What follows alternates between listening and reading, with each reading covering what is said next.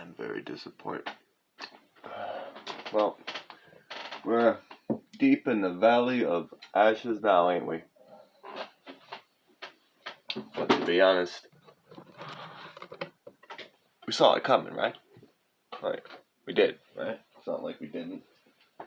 Like, the tragedy is that, as Cassandra realized, seeing it coming, and the confederacy of dunces means nothing. It will do nothing. In fact, they will be against you.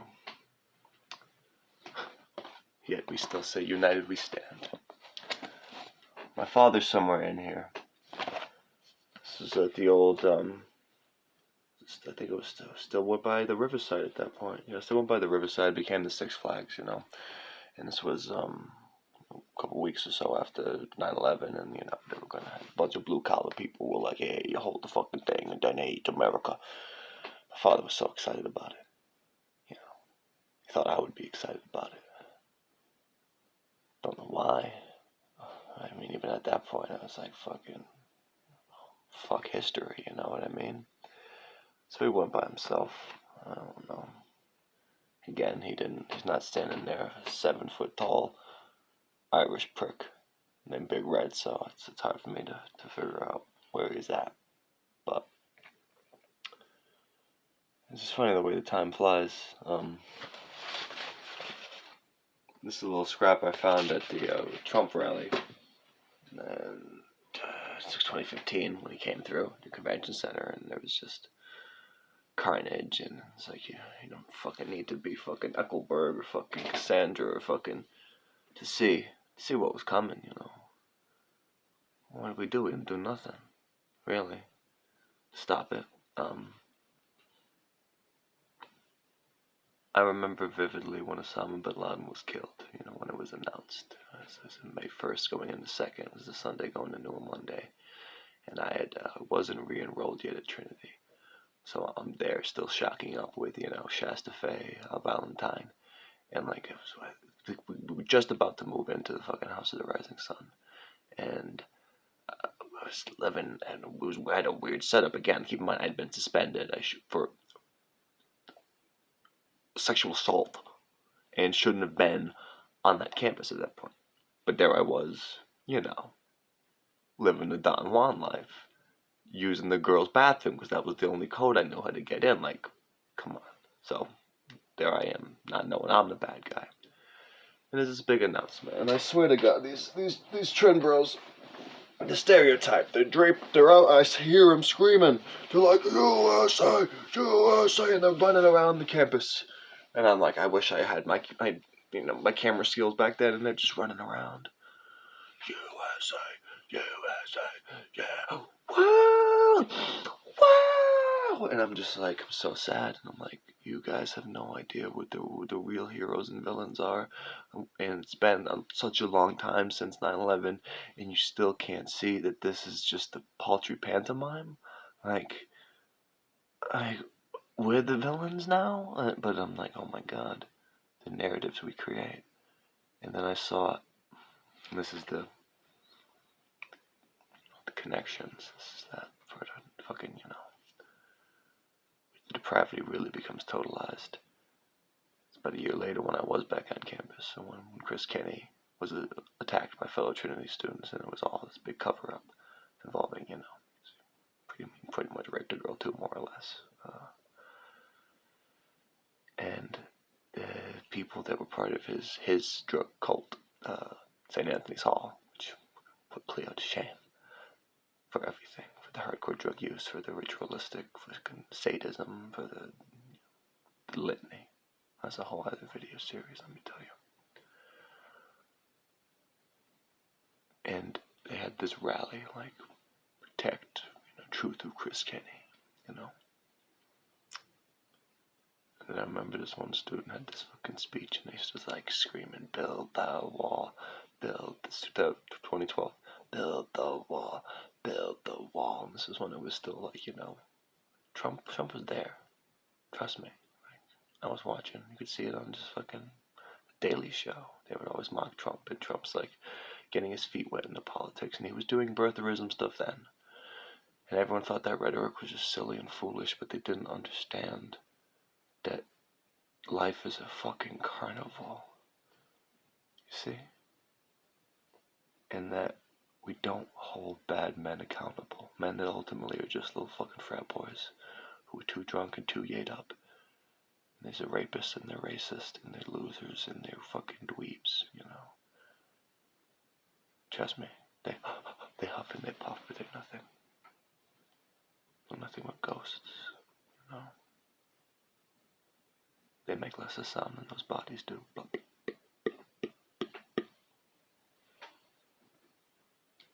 yet we hold up these fucking false idols, these fucking infinite regressors. Fucking, at least Claudius was eloquent. Claudius at least tried. Claudius at least knew how to speak and talk. You know. He didn't need to put poison in anybody's ears because we do it ourselves. And we poison ourselves. Total depravity. Epilogue.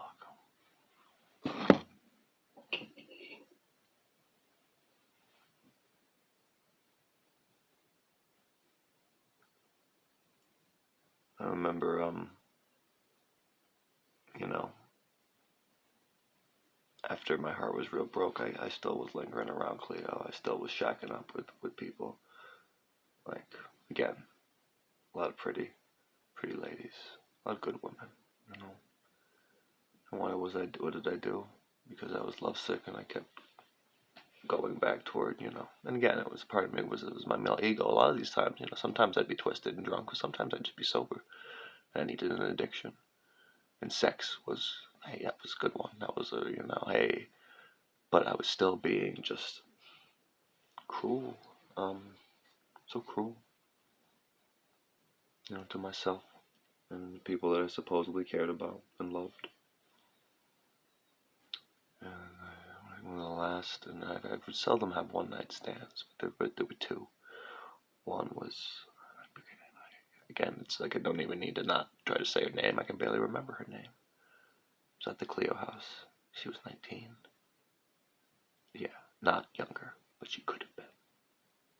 And it was just not, it was just, you know, turned out, of course, clearly, in hindsight, oh yeah, she was part of a crew of people who were using heroin, and they were just chilling there because like 50-year-old dope boys like Will Kaplan were trying to fucking get them high and fuck them.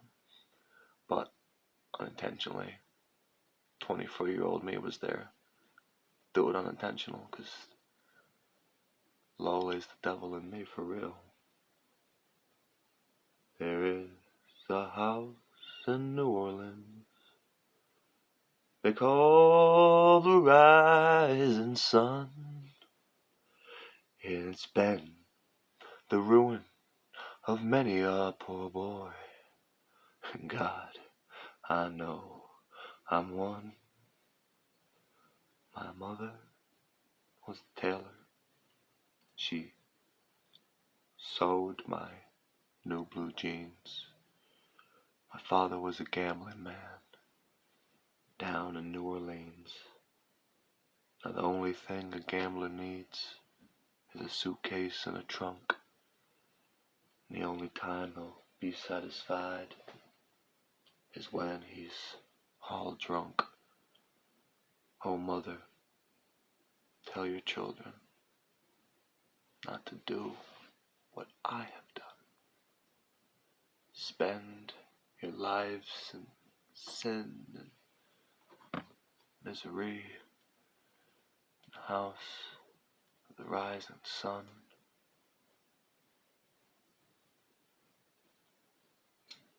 So on. I wisened up a little bit, you know. I was squatting in the house for too long, you know. My charisma and charm could only take me so far. Or worse, it could take me further.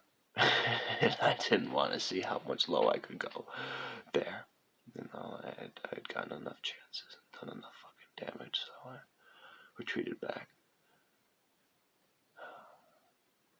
Depravity didn't stop, though. old Florida man, good old Cappy Cap. I remember one night we almost gangbanged a dude's wife. This guy was very kind to us. He let us into his homes. He fed us nice food, danced with us. Kind man. We were so fucking drunk and fucking on hard fucking drugs, coked out. Now I realize the coke probably had fentanyl in there. He was probably trying to get me fucking yeeted out. We were so fucked up that we just were willing to almost, by the grace of him getting there a little few minutes early, man, I was there. I would have done it. I would have done worse. I would have went behind their backs and just done it myself, because that's the kind of great moral guy I was, you know. Real art ways. That scene. That's why I know that scene is the total depravity. There is the apotheosis of what I saw at Trinity and what I saw in myself. You know, will recognizes a will, even if one has a fake name. You know, it's a fake will. One of them false gangs, you know. But the jesters, they go on and they go on. Last sexual encounter I had with a woman was long. I've been celibate longer than I've been sober. It's been over 3 years. I was at what used to be Chango Rosas, and right near the Federal Cafe where Chris Kenny got that blowjob, you know. And I was there actually reminiscing about that, and I looked fucking more of a burly dude than I look now, you know. There's this girl there, and I feel that feel, you know, you know. And I realized that I was always attracted to disaster and tragedy. That's what I loved. And this world provides it in spades, you know. So I can feel it. And I see her, she's, you know, trying to flirt with some dude. And I'm already feeling insecure. And this is like, again, this was, I don't know, how old was I? I could do the simple math. I was 30. I was 30, you know. Old enough to know better, working my ass off at the Coca-Cola factory, you know, just becoming my father. Probably this close to really becoming my father. Thank God I walked off that job, but I digress. So long story longer. We kind of hit it off. I'm not gonna drag her name to death, not with this one, not with that. Where this turns, you know. I fucking think I almost forget her name too. I want to forget this, but I can't. I really can't. And I could have relapsed on speed that night because she was fucking talking about how fucking she was high on speed, but I don't know, maybe she was going to the bathroom, maybe do more than that. And she was buying me drinks. You know, as if I was the gigolo. But no, she was the sex worker, so she's working these johns there. And I'm there like, I'm just so wasted. I'm just like, whatever, you know. But I take her home. You know, well, no, she takes me home. I've never driven. You know, I worked and again, it's like, I don't know. We had known each other in high school, but not really, kind of. We'd gravitated around one another. And again, just, you know, I saw in her eyes this spark of that green light, you know. That green light, which, spoiler alert, is not positive. That's the eye of Leviathan in the distance. That lumbering beast. That's not something positive. That is, the green light is terror. The green eye of jealousy. It's always related to sin. You know, that's what The Great Gatsby was all about. You know, how we fuck each other over. You know, we don't let the past go. We're drunk in this bacchanal, living this fantasy, wearing these suits, you know. So, I go home with this girl, thinking, hey, you know. And she asked me to do very violent things to her. She asked me, she demands of it that I do violent things to her, and you know my past, you know what I just revealed. And I acquiesce. She loves it, you know. Said she loves me. She's so fucked up. We're so fucked up. Wasted. Just floating in this river of denial.